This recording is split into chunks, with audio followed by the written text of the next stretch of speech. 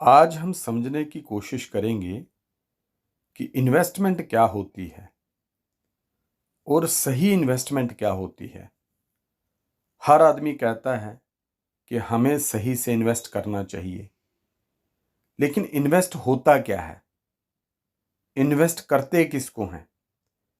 Invest करने के फायदे क्या होते हैं? इसके ऊपर थोड़ी सी मैं चर्चा करूंगा।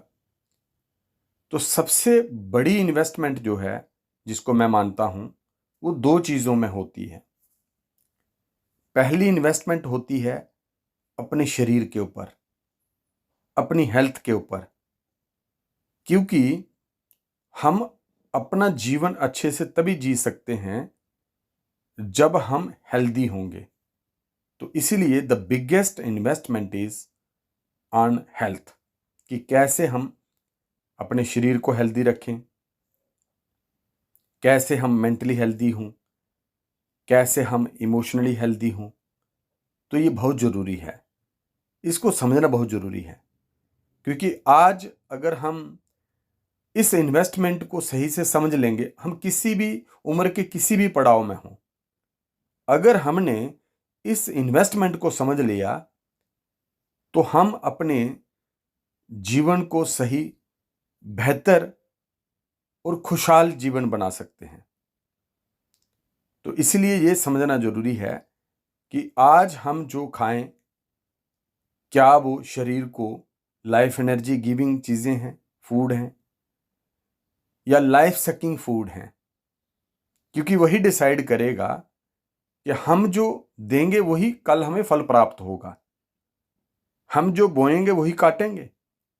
तो इसीलिए खाने से पहले, पीने से पहले, कोई भी एक्ट करने से पहले अगर ये हम सोचें कि इस एक्ट का, इस खान पान का हमारे शरीर के ऊपर क्या प्रभाव हो सकता है, तो हम अपने आप को उससे बचा सकते हैं और हम एक हेल्दी लाइफ, लॉन्ग लाइफ जी सकते हैं। तो ये एक बिगेस्ट इन्वेस्टमेंट है। दूसरी इन्वेस्टमेंट होती है, हम जो कुछ भी अर्न करें उसको सेव करने की कोशिश करनी चाहिए, और सेव करके उसको कहीं यहां पे ग्रो हो सकता है वो पैसा, वो मनी हमारा, वहां पे उसको इन्वेस्ट करना चाहिए। लेकिन होता क्या है, मोस्ट ऑफ द पीपल क्या करते हैं और हम सब लोग क्या करते हैं, हम हमेशा लायबिलिटीज की ओर अट्रैक्ट होते हैं, हम एक्सपेंडिचर करते हैं। तो अर्निंग को नीड बेस्ड एक्सपेंडिचर करना चाहिए और अपने असेट्स क्रिएट करने चाहिए, अपनी सेविंग्स को इन्वेस्ट करना चाहिए, सो दैट कि हमारे जो डेली एक्शंस हैं, हमारी जो डेली एक्टिविटीज हैं, जो एक्टिव एक्शंस हमारे हैं, उससे जो एक्टिव इनकम आ रही है उसको सेव करके, इन्वेस्ट करके, वो मनी भी हमारे लिए काम करे। तो उससे क्या होगा कि जो हमारा मनी इन्वेस्ट हुआ उससे जो पैसा हमें आ रहा है वो हमारी एक पैसिव इनकम बन गई। लेकिन क्या होता है कि हम लायबिलिटी और एसेट के बीच में अंतर को नहीं समझते। हमें जो लायबिलिटी और लग्जरी चीजें हैं वो अट्रैक्ट करती हैं और पैसे को हम खर्च कर देते हैं, जो कि पैसा हमारे लिए पैसा कमा सकता था। तो ये गलती आम इंसान करता है, हम लोग करते हैं, सबने की है, सब करते हैं। अदरवाइज कभी भी किसी को पूरी जिंदगी पैसे के लिए काम करने की जरूरत नहीं पड़ती। लेकिन हम इन्वेस्टमेंट के इस प्रोसेस को नहीं समझते। जीवन में हम अपनी हेल्थ के लिए इन्वेस्ट नहीं करते, तो इसीलिए बीमारियों को अट्रैक्ट करते हैं और अनहेल्दी जीवन जीते हैं। ऐसे ही हम अपने फाइनेंस को सही से मैनेज नहीं कर पाते, तो क्या होता है कि पूरी जिंदगी हम पैसे के लिए या पैसे के पीछे भागते रहते हैं और जीवन का सही से ना हेल्थ का ना वेल्थ का एंजॉय कर पाते हैं।